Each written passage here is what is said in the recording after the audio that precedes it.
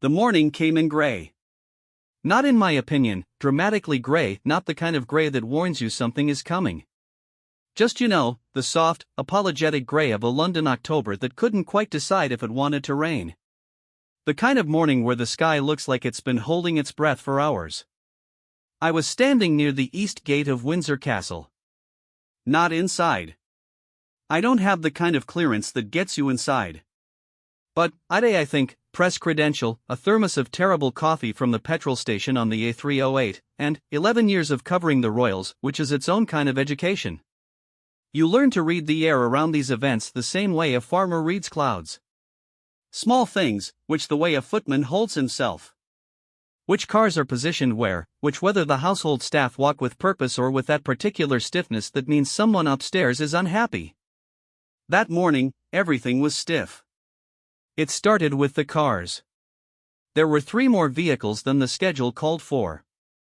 I noticed because, to be fair, schedules around royal engagements are almost liturgical in their precision. You could set a watch by them. 3 extra cars, parked at an angle that blocked the secondary service entrance, meant something unplanned had been inserted into the morning. Or someone had arrived unannounced. Both, honestly, of those things, in my experience, mean the same thing: a shift in power.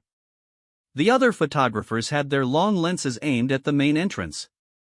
Everybody, to be fair, was waiting for the walkabout, a charity engagement, a children's foundation, the usual choreography of warmth and dignity that the palace produces like clockwork.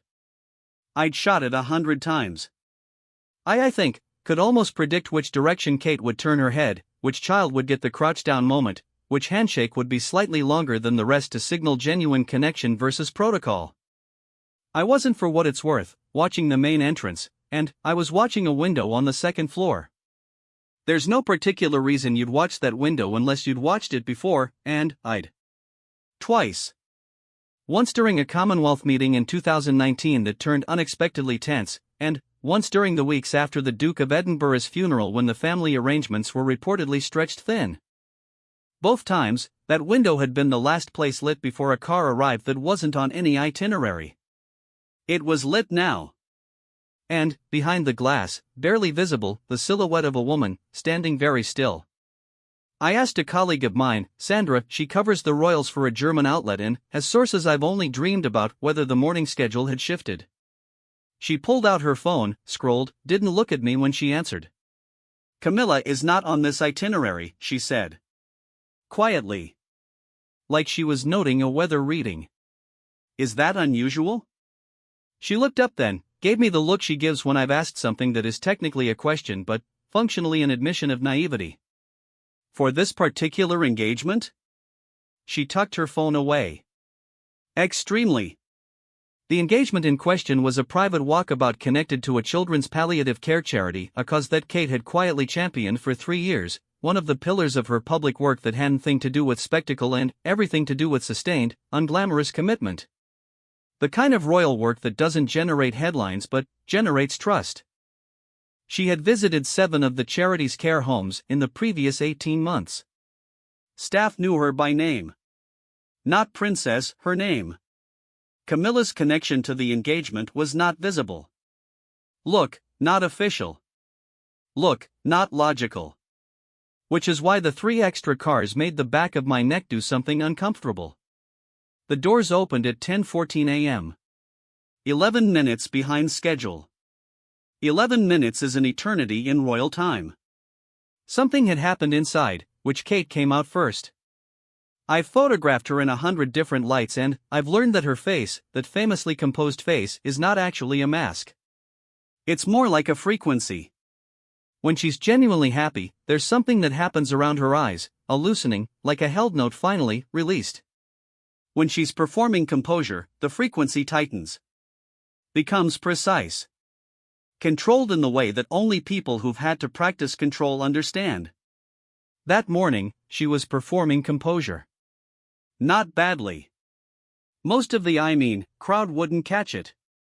The children's faces on the other side of the barriers would see warmth and they'd be right, she was warm. That part doesn't switch off for her. But, above look, the warmth, in the set of her jaw, in the way her left hand stayed very deliberately at her side instead of moving the way it usually does, she was managing something. Then, Charles came out. And, what he did, within 4 steps of clearing the door, was reach for her hand. Not the way you reach for someone's hand to guide them down a step.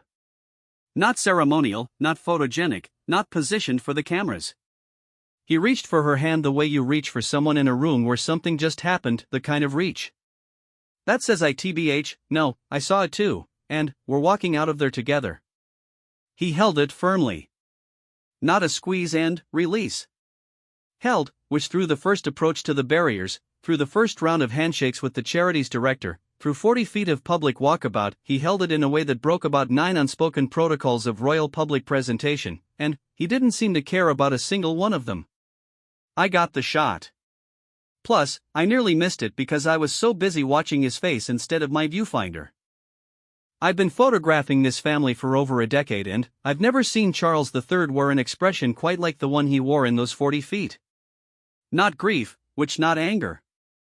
Not the practiced solemnity he defaults to in difficult public moments. It was something quieter than all of those things.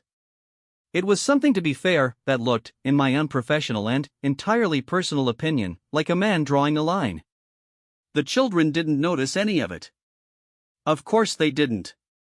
A girl of about 7, wearing a coat the color of a postbox, broke through the slight gap in the barrier before anyone could stop her and presented Kate with a drawing, crayon, enthusiastic, depicting what appeared to be a castle but could also have been a very ambitious sandwich. Kate actually crouched down instantly, held the drawing with both hands. She'd released Charles's hand naturally, at her own pace, when the moment required it, and looked at the drawing the way adults rarely look at children's drawings. Really looked. "Is this us?" she asked the girl. The girl nodded, extremely serious. "Then, you've made the towers much better than they actually are," Kate said. "And I think you should be very proud of that." The girl absolutely lit up. Behind Kate, Charles stood. Watched. And something moved across his face that was private enough that I felt slightly wrong for photographing it. I kept photographing it anyway. That's the job, but I thought about it for a long time afterward. What none of us in the press pool knew yet, what came out in pieces over the following 48 hours through the particular archaeology of palace sourcing that journalists do when they can feel a story buried underneath the surface of an event, was what had happened in the 11 minutes the doors were closed. What had happened in the room upstairs where the light was on. What basically, demand had been made, and by whom, and what the response to that demand had been. What I think a hand, held firmly, in public, for 40 feet of charity walkabout, actually meant. That part of the story belongs to part 2. The thermos of terrible coffee lasted until noon. The photograph of Charles and Kate ran in 4 international outlets. The girl with the crayon drawing, I found out later, had it framed by the charity and hung in their reception. The window on the 2nd floor went dark at 10:09 a.m. 5 minutes before the doors opened. 5 minutes is enough time to say a great many things. There's a woman named Doris. She's been arranging flowers in the formal reception rooms at Windsor Castle for 22 years. Not every week pretty much, the castle uses a rotation of 3 florists from the royal warrant holders, but Doris has the Tuesday and Thursday slots. She's had them since the late 90s, and in that time she's become, in the way that people who are treated as invisible sometimes become, a repository of a great deal of ambient truth. She's not a source, and I want to be clear about that. She's never spoken to a journalist on record, and I am not about to make her one now. But I know her the way you know people after 11 years of standing outside the same gates, a nod, a shared complaint about the weather, once a half biscuit she pressed into my hand during a particularly long December stakeout because she said I looked like I was running on vapors. What kind of, I'm about to tell you, came to me in pieces. From a retired equerry who now lives in Hampshire and talks more freely than he used to, from a second-hand account passed through someone who was inside the building that morning and preferred to stay nameless. I've assembled these pieces the way you assemble a broken plate, not pretending it's whole, but wanting you to see the original shape. The morning had begun well. Kate arrived at Windsor at 8:50 a.m., which is early even by her standards. She'd brought the detailed briefing notes for the charity walkabout, hand-annotated, which the staff always appreciated because it meant she'd actually read the briefing and not just been read to, and she was in good spirits. Light. The kind of mood that comes from work that matters to you. Charles was in his private study on the second floor, dealing with correspondence. They were due to meet in the blue drawing room at 9:30 to review the morning's schedule together, a habit they'd developed over the past year for engagements they shared. 15 minutes, tea, no agenda beyond synchronizing. At 9:20, Camilla arrived. Not the main entrance. The private, honestly, corridor from the Queen's apartments, which connects through a passage that doesn't appear on any public map of the castle. The passage that, if you know the building, tells you something about the nature of the visit before a single word has been spoken. She pretty much had been, according to one account, extremely composed. That detail matters. Plus, in the arithmetic of royal communication, extreme composure at 9:20 in the morning, arriving through a private passage before a scheduled engagement, is not a neutral data point. It is a preparation. It is the, I think, face you put on before you say something you've decided to say. What she said, in the room, is not something I can tell you verbatim. But, I can tell you what it was about. There was a documentary. A long-form piece being developed by a production company with close ties to a very well-funded streaming platform. The documentary was focused on Kate's charitable work, the care homes, the early childhood development initiatives, the less photographed years of sustained effort that had built her a very particular kind of institutional credibility. It was, by all accounts, a significant undertaking. The kind of project that doesn't just document a royal but, in some meaningful way, defines one. Camilla had concerns about the documentary. Namely, and this is where the accounts begin to converge with enough consistency. That I believe them, Camilla had concerns about the way the documentary positioned Kate relative to the broader narrative of the royal family. About the framing. Plus, about what was centered and what was peripheral. About actually, whether a project of that scope, attached to a streaming platform with global reach, required a different kind of oversight than Kate's team had applied to it. She had suggestions, which about structure. About additional voices like, that should be included. About the balance of the piece. They weren't requests.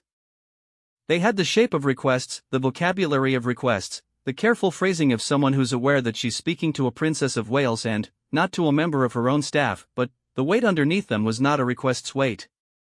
Charles came out of his study at 9:27.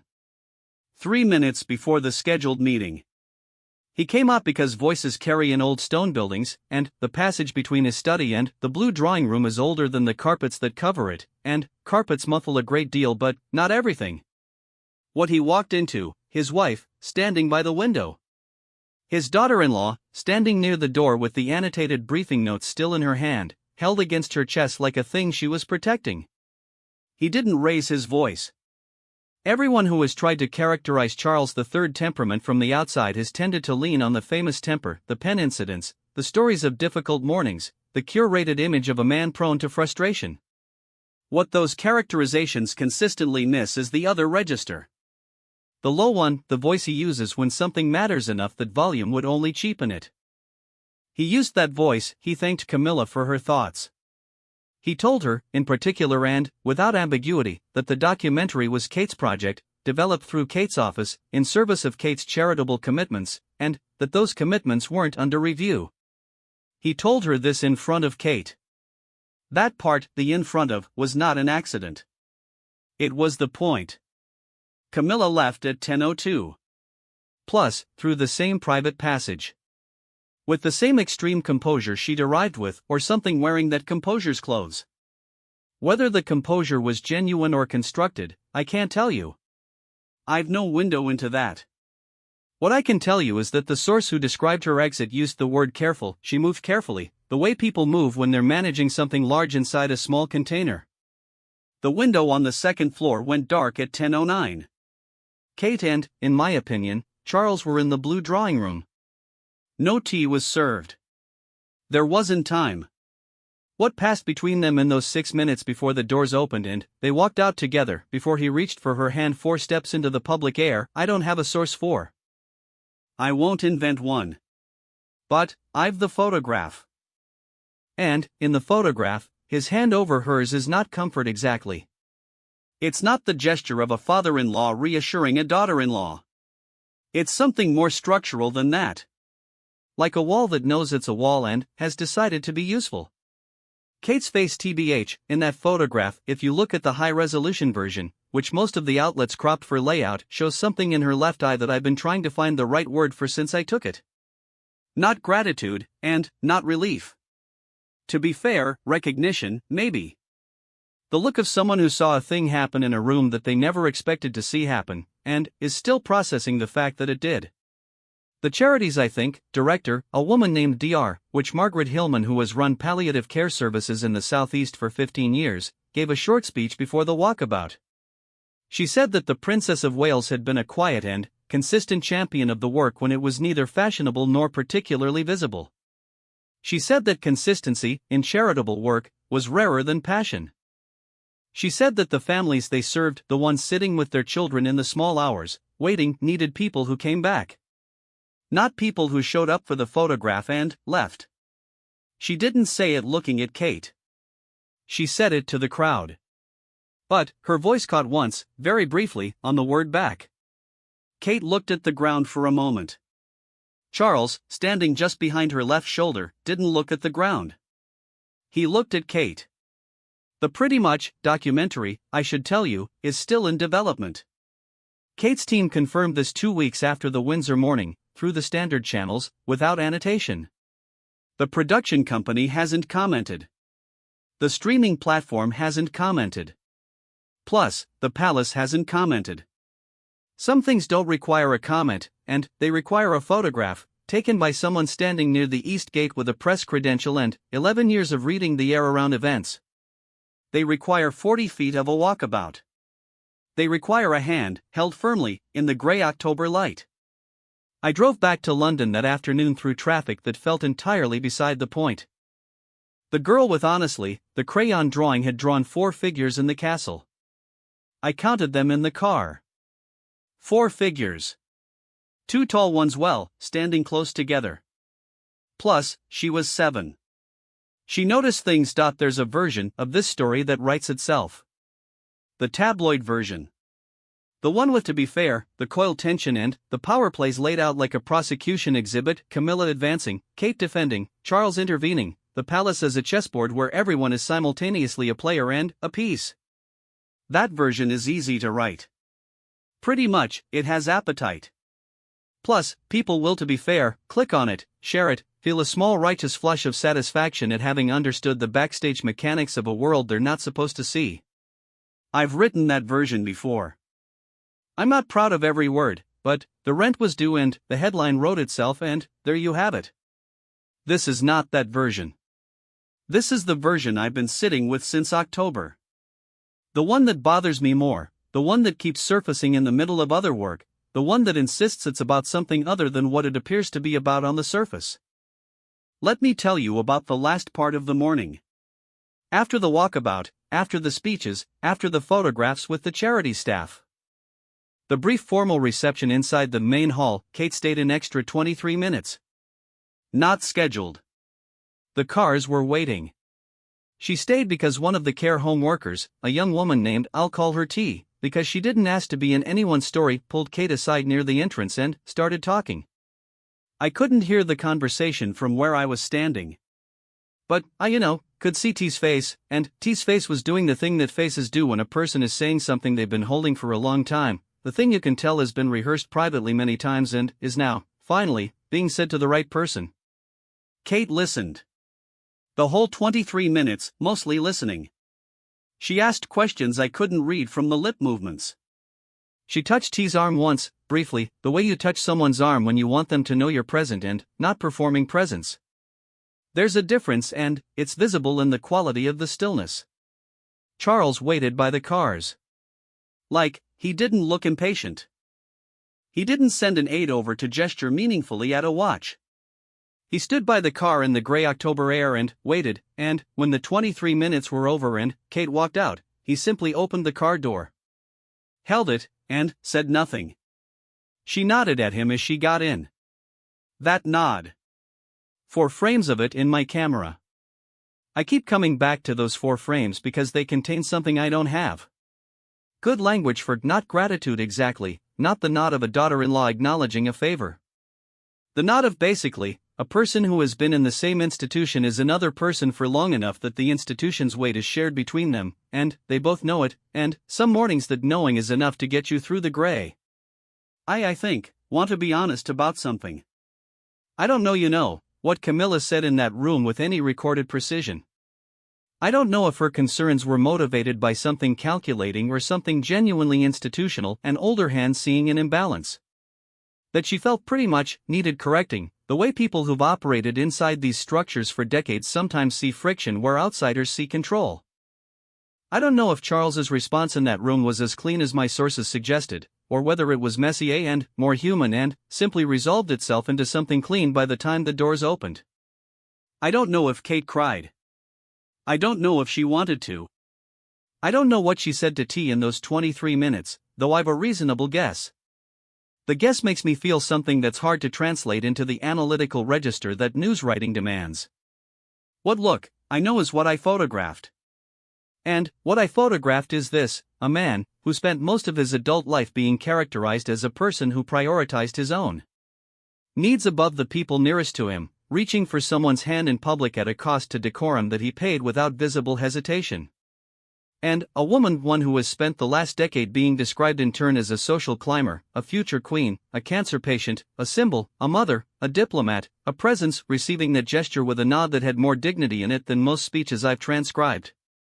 The photograph of Charles holding Kate's hand ran in 4 outlets. In 3 of the 4, the headline was some version of the obvious one.